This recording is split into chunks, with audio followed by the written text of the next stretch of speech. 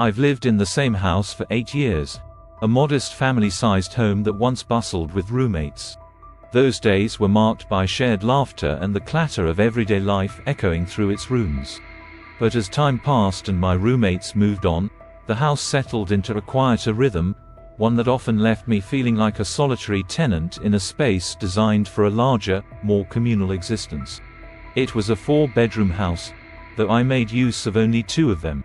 My main bedroom, cozy and familiar, served as my sanctuary, a place to retreat after long days at work. The second bedroom had been transformed into a game room, equipped with a high-end gaming setup that had become my primary source of entertainment and escape. The other 2 rooms at the far end of the upstairs hallway had largely fallen into disuse. One had become a makeshift storage space, housing old boxes filled with memories and mementos I rarely revisited. The 4th room remained a blank canvas, an empty expanse of carpet and walls that served no purpose other than to gather dust. On a quiet Tuesday evening, I found myself returning home from work later than usual. The clock ticked past 9 p.m. as I swung by Wendy's to grab a quick dinner. The prospect of a free day ahead filled me with anticipation. I had no obligations the next day, which meant an uninterrupted night of gaming awaited me. I settled into my routine, retreating to the game room as soon as I stepped through the front door. The familiar click of the console booting up and the soft glow of the screen eased my mind. I donned my headphones, shutting out the world beyond the digital battleground of Call of Duty. Hours slipped by unnoticed as I immersed myself in the game, each match blurring into the next. It was during a lull between matches that I first heard it, a faint, distant sound that pulled me out of the virtual warfare. Was that a knock at the door? I wondered, pausing mid-game. I lifted my headphones, straining to catch any hint of a repeat, but the house remained eerily silent.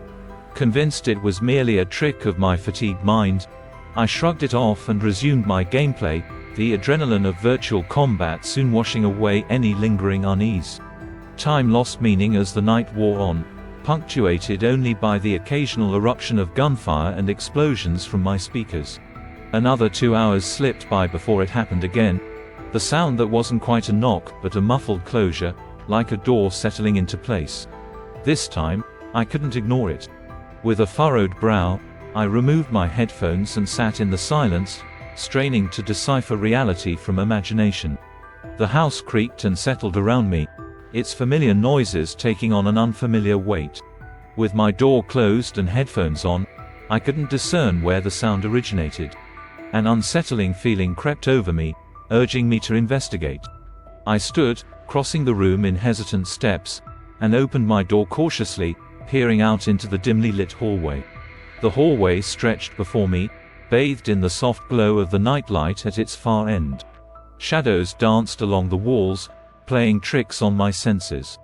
I waited, my heart pounding in my chest, but there was nothing, no sound, no movement. Convinced it must have been my imagination, I shook off the unease and returned to my game, determined to shake off the strange apprehension that had settled over me. Despite my efforts to immerse myself in the game, a nagging sense of disquiet lingered. I couldn't shake the feeling that something was amiss, lurking just beyond my perception. In a bid for reassurance, I ventured downstairs to check the front door, half expecting to find a prankster or a neighbor's misplaced package. The cool night air greeted me as I opened the front door, but the street beyond lay quiet and deserted. There were no signs of life, no lingering echoes of footsteps retreating into the darkness. The neighborhood was peaceful, bathed in the soft glow of streetlights, casting long shadows across the pavement. I secured the door with a firm click and ascended the stairs, my mind racing with possibilities. Could it have been a draft? A trick of acoustics magnified by my tired mind? I pushed the unsettling thoughts aside, determined to salvage what remained of my night off. Back in the game room, I adopted a new strategy, leaving the door ajar, allowing the soft glow from the hallway to spill into the room. Perhaps being more attuned to my surroundings would dispel the lingering unease. I settled back into my chair, donning my headphones once more, and immersed myself in the virtual battle unfolding on the screen. Minutes turned into hours as I lost myself in the intensity of the game. The adrenaline surged through me with each kill, each narrow escape. But as the match drew to a close and I leaned back in my chair, a movement caught my eye, a fleeting glimpse of movement at the edge of my vision. Heart pounding, I tore off my headphones, the room suddenly too quiet. I stared at the open doorway, the darkness beyond seeming to swallow the hallway whole. Had I imagined it? Was it merely a trick of the light, a shadow cast by my own restless mind? But deep down, I knew. There was someone there. I had seen him, a silhouette darting past the doorway. Fear gripped me like a vice as I considered the implications. Was I alone in this house, or had someone else found their way in? For several agonizing minutes, I remained frozen in place, the silence of the house oppressive around me. Every instinct screamed at me to flee, to call for help, but fear rooted me to the spot. What if I was wrong? What if it was just my imagination running wild? Summoning every ounce of courage, I finally moved, creeping towards the doorway with slow, deliberate steps.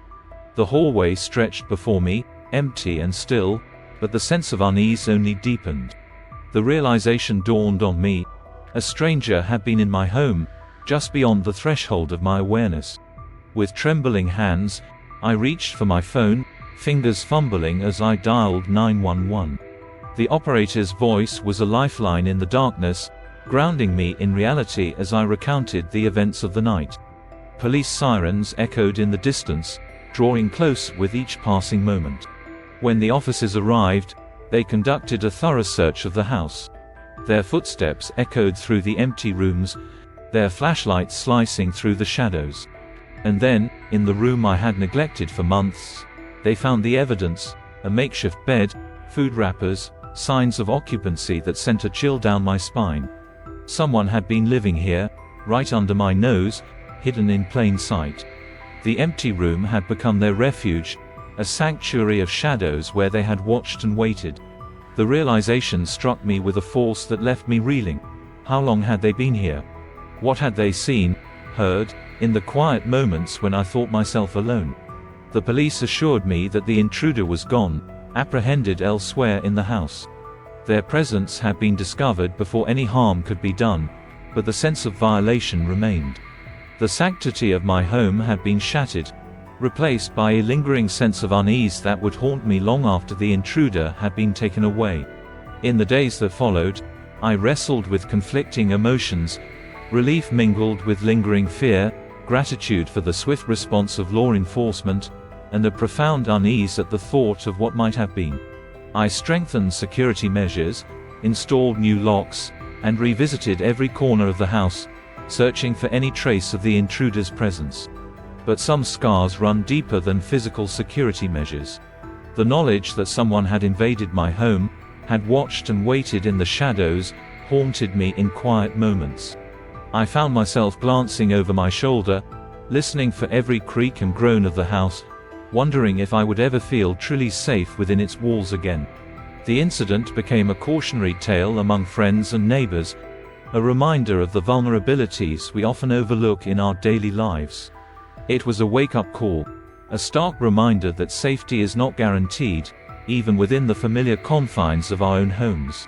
And so, I learned to be vigilant, to trust my instincts, and to acknowledge the lingering unease that now colored my perception of home. The house that had once been a sanctuary now bore the scars of intrusion, a reminder that security is a fragile illusion that can be shattered in an instant. But amidst the echoes of that night, there was also resilience, a determination to reclaim my sense of security, to turn the house back into a home where peace and safety prevailed. It would take time, I knew, but with each passing day, I took solace in the gradual return of normalcy, in the gradual easing of the fear that had taken root in the wake of that fateful night. Story 2. It was a little over a year ago when the unsettling events unfolded in my quiet suburban townhouse. At 24, living alone often left me longing for company, so I made it a habit to invite friends over whenever possible. They would sometimes stay the night, seeking respite from the confines of their parents' homes. One particular night stands out vividly in my memory. It was a precursor to a planned movie night with my friend Sarah the following day. Eagerly anticipating the company, I retired to bed early, around 9:15 p.m., hoping to speed through the night and welcome the day that promised laughter and relaxation. However, the night took an unexpected turn. Sometime around 2 a.m., I was jolted awake. My heart pounded fiercely in my chest, and despite the darkness, my senses felt acutely heightened. I lay still, trying to discern what had woken me so abruptly.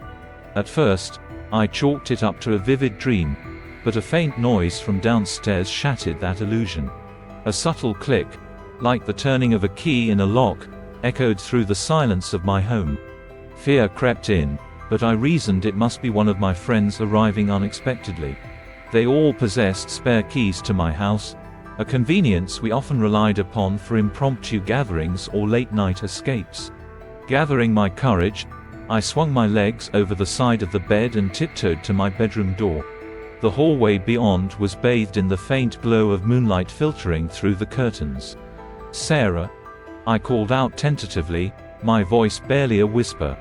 There was no response, just an eerie stillness that unsettled me further.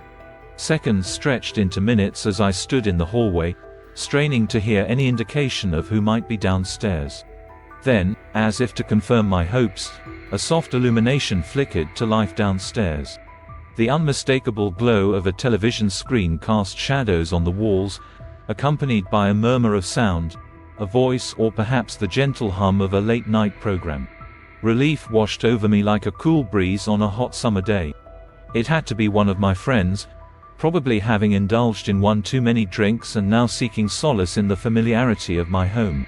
With newfound resolve, I descended the stairs, my bare feet barely making a sound on the carpeted steps.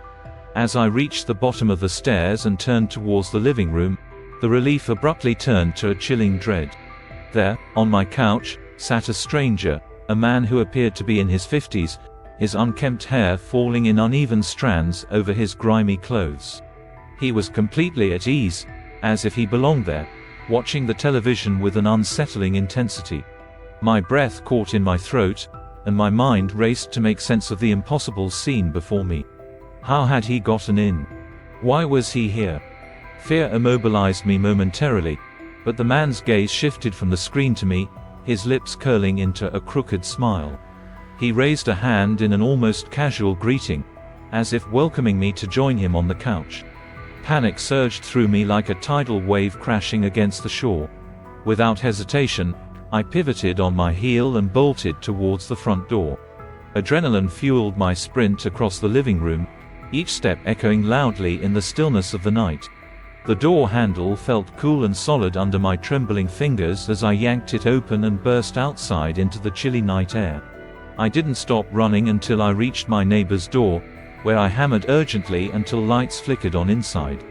Breathless and frantic, I pleaded for them to let me in, to call the police. Tremors shook my body uncontrollably as I recounted what had transpired, my words tumbling out in a torrent of fear and disbelief.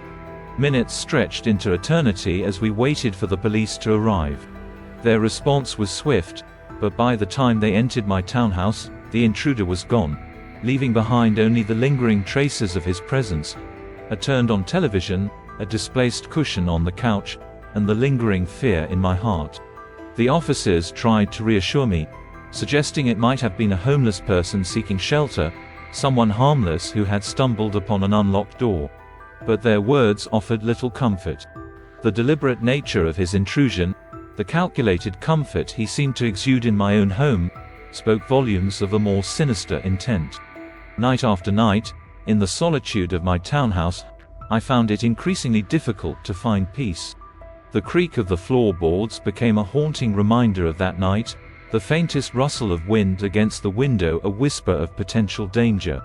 Sleep eluded me, replaced by a relentless vigilance that kept me on edge, questioning every sound, every shadow.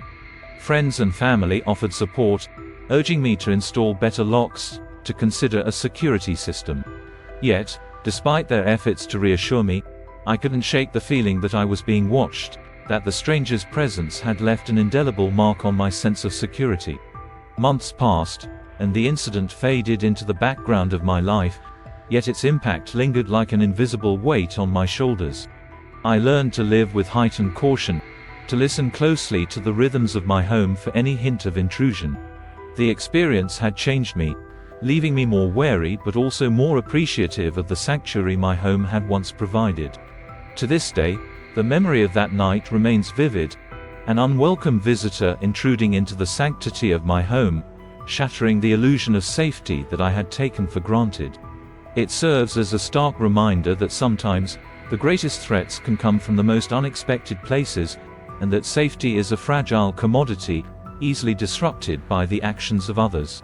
As I continue to rebuild my sense of security, I carry with me the knowledge that resilience often grows from adversity.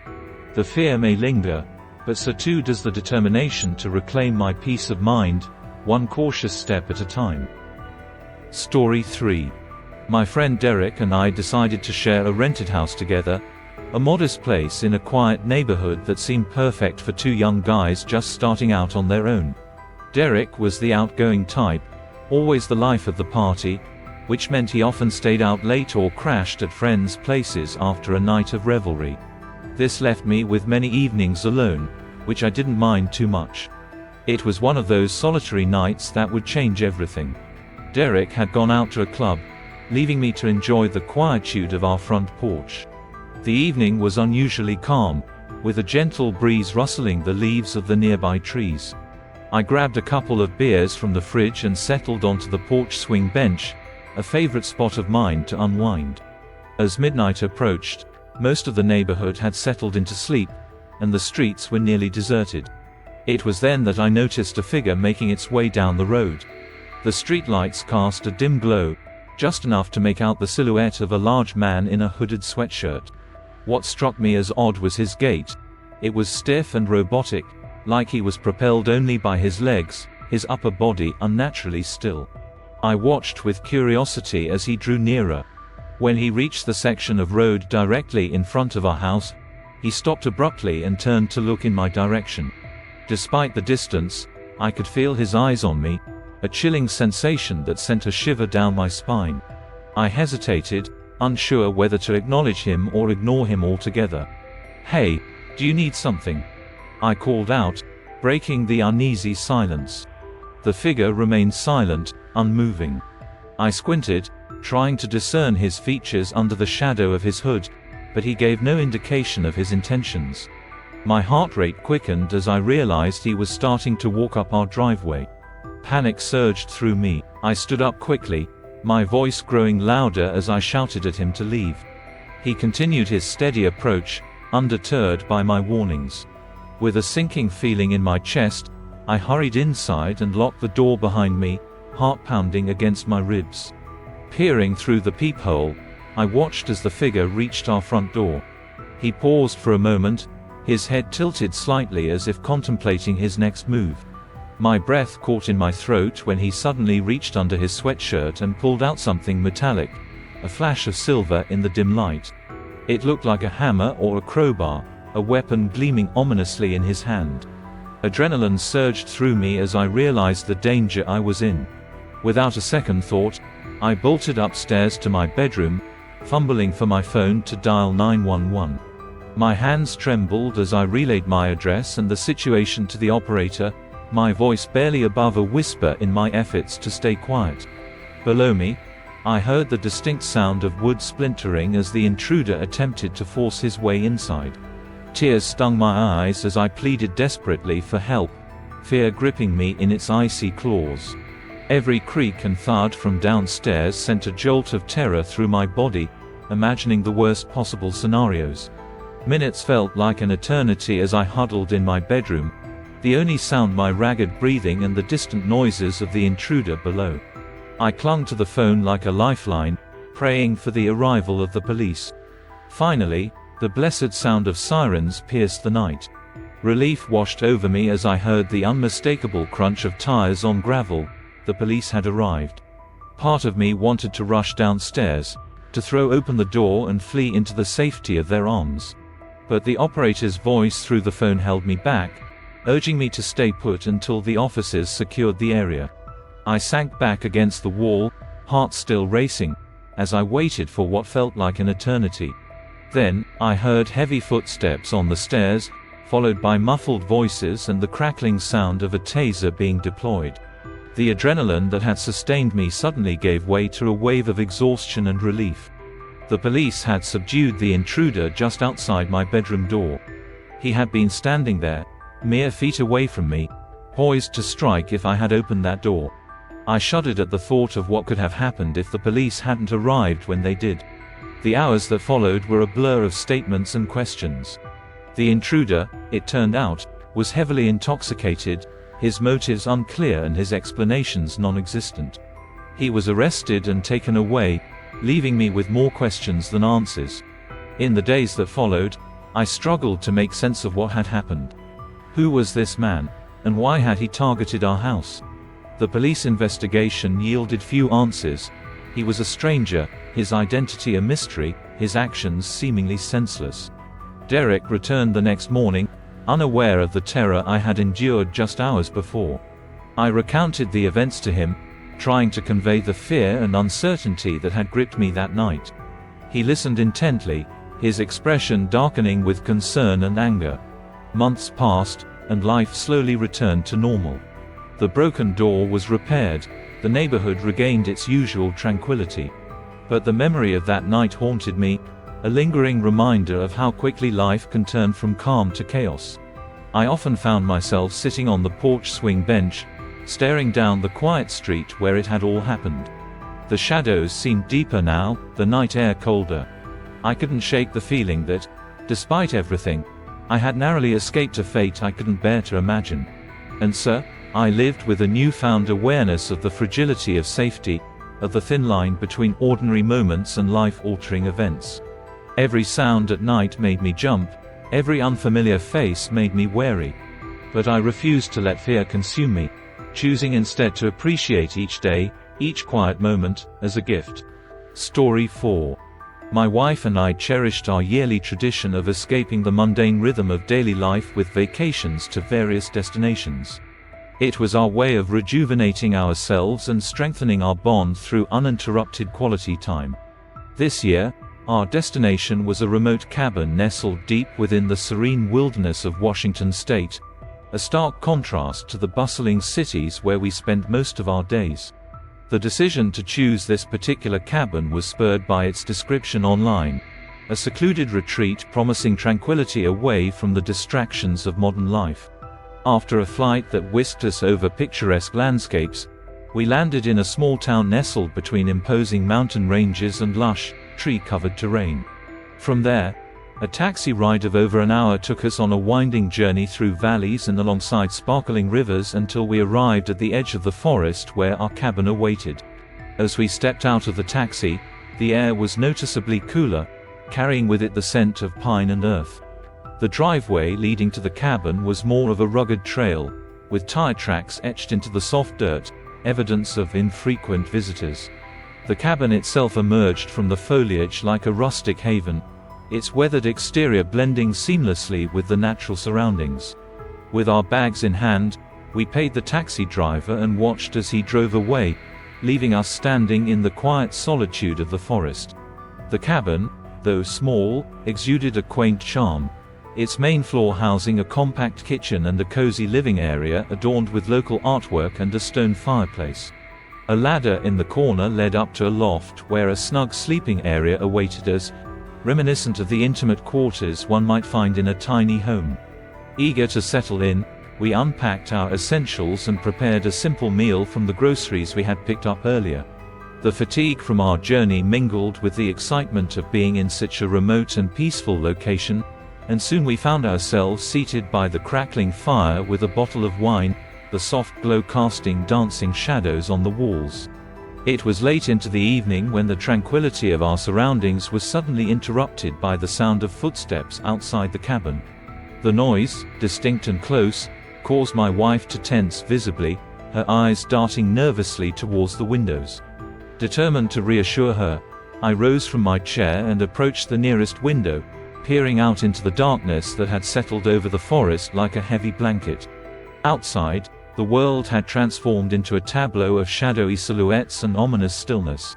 The only movement was the occasional sway of branches in the gentle breeze, their leaves whispering secrets known only to the night. Opening the front door cautiously, I stepped onto the small porch and flicked on the outdoor lights, casting a feeble glow onto the surrounding trees and the narrow strip of driveway. Nothing seemed amiss. The forest stood silent and seemingly empty, its depths veiled in an impenetrable darkness that rendered everything beyond the porch lights reach a mysterious void. I strained my ears, hoping to catch any hint of movement or sound that might explain the footsteps we had heard moments earlier. But all that greeted me was the eerie silence of the night, broken only by the distant call of an owl. Returning inside, I found my wife seated by the fire, her expression a mixture of relief and lingering unease.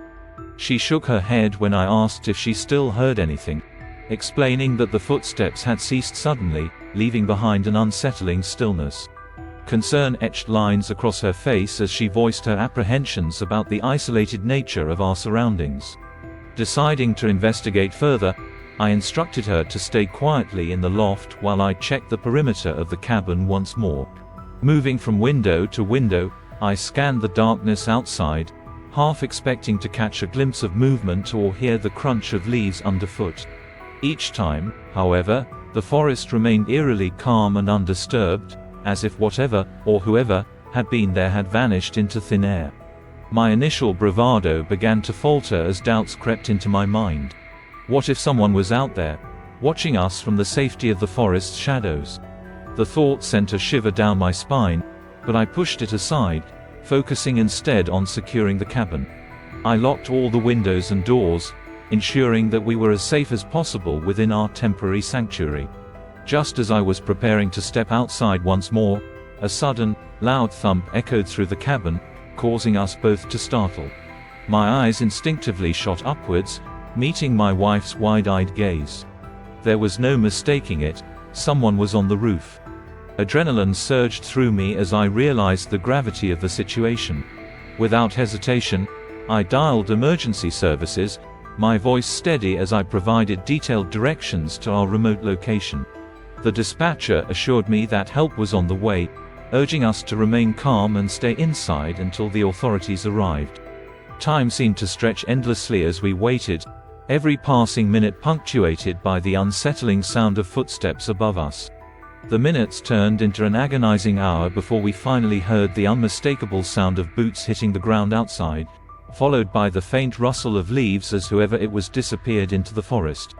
Peering cautiously through the window, we caught a fleeting glimpse of a shadowy figure retreating into the darkness, their presence leaving behind an unsettling sense of vulnerability and unease. Relief washed over us as the flashing lights of a police car pierced the darkness, signaling the arrival of our rescuers. The officers took our statement and carefully inspected the cabin and its surroundings for any signs of intrusion or danger. They assured us that patrols would be increased in the area and offered to escort us back to town, where we could spend the remainder of our vacation in safety. As we drove away from the cabin, leaving behind the isolated sanctuary that had turned into a scene of apprehension and fear, I couldn't help but reflect on the surreal nature of our experience. What had started as a peaceful retreat into nature had quickly transformed into a nightmarish encounter with the unknown, a stark reminder of the fragility of our sense of security. Back in town, we sought solace in the familiarity of civilization, grateful for the swift response of the authorities and the safety they provided. The incident left an indelible mark on our memories, serving as a poignant reminder of the unpredictability of life and the importance of vigilance, even in the most idyllic of settings. As we resumed our vacation in the comfort of a well-lit hotel room, surrounded by the reassuring presence of other guests and the hum of city life, I found myself drawn back to that remote cabin in the woods. What had brought someone to that isolated spot in the dead of night, miles away from civilization? The question lingered unanswered, a chilling reminder of the mysteries that lurk beneath the surface of our everyday lives. In the days that followed, we found solace in each other's company, drawing strength from the shared experience that had tested our resolve and deepened our bond. Though the memory of that night would forever cast a shadow over our vacation, we refused to let it overshadow the moments of joy and connection that followed. As we boarded the plane home at the end of our trip, I glanced out at the sprawling landscape below, a patchwork of fields and forests stretching into the distance. The sun was setting, casting a golden glow over the world below, a reminder that even in the midst of uncertainty, there is beauty to be found. And so, we returned home with a renewed appreciation for the preciousness of life and the resilience of the human spirit, carrying with us the lessons learned from our unexpected encounter in the wilderness of Washington State. Story 5. Growing up as an only child in the quiet confines of a small town, I learned early on the meaning of independence. My parents, hard-working to the core, often juggled multiple jobs and overtime shifts just to keep the bills paid and our small house afloat. As a result, I found myself spending many evenings alone at home, a routine that became second nature by the time I turned 14. One crisp autumn afternoon, both my mom and dad were scheduled for late shifts at their respective jobs. With the sun setting earlier, I knew I'd be alone at home after school until well past dark. After a quick snack and a fleeting glance at my homework, I decided to venture out into the woods that bordered our backyard. The woods were my sanctuary, a sprawling expanse of old-growth trees that seemed to whisper stories of times long past. I often wandered along the familiar path that wound its way through the heart of the forest, a 2.5-mile trail that, despite its serene beauty, was seldom frequented by others. That day, as I meandered through the woods, the fading sunlight cast long shadows among the trees, painting the forest in hues of amber and gold. It was peaceful, almost eerily so, with only the occasional rustle of leaves or the distant call of a bird breaking the silence. About a mile into my walk, however, the tranquility shattered. Ahead on the trail, seated against a massive oak tree, was a figure cloaked in a dark blue jacket and a worn red baseball cap pulled low over his eyes. At first, I thought little of it, perhaps a fellow hiker taking a rest. But as I drew nearer, a sense of unease began to creep up my spine. The man sat slouched against the tree, his head bowed as if lost in thought or sleep. Yet as I cautiously approached, he lifted his head, revealing eyes that were tired and bloodshot, their gaze fixed upon me with an intensity that sent a shiver through my bones. His face, partly obscured by the cap and shadows, bore a troubled expression, a deep frown etched across his features that seemed incongruous with the peaceful surroundings. Instinctively, I quickened my pace, trying to pass by without drawing attention. As I neared, however, he straightened up abruptly, his gaze never leaving mine. There was something unsettling about the way he watched me, a mixture of weariness and an unsettling determination that made my heart race. Without looking back, I began to jog along the trail, my footsteps echoing softly on the leaf-strewn path. Fear gnawed at the edges of my mind as I dared not glance over my shoulder, half expecting to hear the crunch of footsteps behind me. The woods, once a place of solace, now seemed cloaked in a veil of apprehension. Finally reaching the edge of the forest and emerging into the clearing near our backyard, I let out a breath I hadn't realized I was holding. The fading light cast long shadows across the lawn as I hurried towards the safety of home. I glanced back once, half expecting to see the man from the trail following, but the woods remained eerily still. Inside our small house, I locked the doors with trembling hands, the sense of vulnerability settling heavily upon me. Despite my familiarity with solitude, the encounter had rattled me deeply. I checked each window twice, drawing the curtains tightly shut against the encroaching darkness. Attempting to calm my nerves, I turned on the television, the familiar voices and bright images offering a semblance of comfort. Yet the evening was far from over. Minutes later, as I sat on the edge of the couch, the sound of a voice startled me, a faint call drifting through the stillness from somewhere outside. I muted the television, straining to listen. There it was again, a man's voice, calling out a hesitant, "Hello." My heart leapt into my throat as I peered down the hallway towards the back door, where the voice seemed to originate. Dread coiled in my stomach as I recognized the voice. It was the same man from the woods, his words carrying a strange mixture of urgency and uncertainty. For a moment, I stood frozen in place, the weight of fear pressing down upon me. Then, summoning all my courage, I cautiously approached the hallway, keeping to the shadows. As I neared the back door, I caught a glimpse of him through the frosted glass, a figure in a dark blue jacket and the unmistakable red baseball cap, his face pressed close against the door as he peered inside. Adrenaline surged through my veins as I backed away, heart pounding in my chest. He hadn't seen me yet, but I knew I had to act quickly. With trembling hands, I retreated into the living room, casting frantic glances towards the locked front door. The man's voice grew louder, calling out more insistently now, repeating the word, "hello," like a mantra.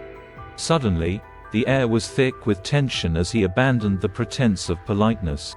I could hear him now, the muffled sound of his attempts to force the door open, a jarring contrast to the quiet suburban evening that surrounded us. The door rattled violently against its frame, the lock holding firm against his persistent efforts. Time seemed to stretch endlessly as I stood paralyzed in the middle of the living room, unsure of what to do next. Panic threatened to overwhelm me, but a surge of determination spurred me into action. With trembling fingers, I reached for the phone and dialed my parents' numbers, my voice barely above a whisper as I relayed the terrifying events unfolding. They responded with urgency, their reassurances mingling with their own palpable fear. They instructed me to stay put and immediately called the police, their voices a lifeline in the darkness that threatened to consume me. Minutes ticked by like hours as I waited, every creak of the house and rustle of leaves outside magnified into a symphony of dread. By the time the police arrived, the man had vanished into the night, leaving behind only the echo of his unsettling presence. Officers swept the area meticulously, combing through the woods and surrounding neighborhood in search of any trace of him. Yet despite their efforts, he remained elusive, a shadowy figure who had slipped through their grasp like mist in the morning sun. In the days that followed, the incident weighed heavily on my mind. The realization that someone had followed me home, intent on breaking in, sent shivers down my spine. What were his intentions? Why had he singled out our house? These questions lingered unanswered, leaving a lingering sense of unease that no amount of reassurance could dispel. Life eventually returned to its familiar rhythm, though the memory of that evening lingered like a ghost in the corners of my mind. The woods, once a place of solace and adventure, now held a darker allure, an echo of the night when fear had come knocking at our door. Looking back now, I am struck by the fragility of those moments, the thin veil that separates safety from vulnerability, comfort from fear. The incident shaped my understanding of security and reminded me of the importance of vigilance in a world where darkness sometimes lurks just beyond the edge of familiarity. Years have passed since that harrowing evening, yet the memory remains vivid, a testament to the resilience forged in the crucible of fear. It serves as a reminder to cherish the safety of home, to trust in the bonds of family, and to never underestimate the quiet strength that lies within us all. And though the woods still beckon with their whispering tales and dappled sunlight, I tread their paths now with a cautious awareness, a silent tribute to the night when I faced the unknown and emerged stronger for having survived it.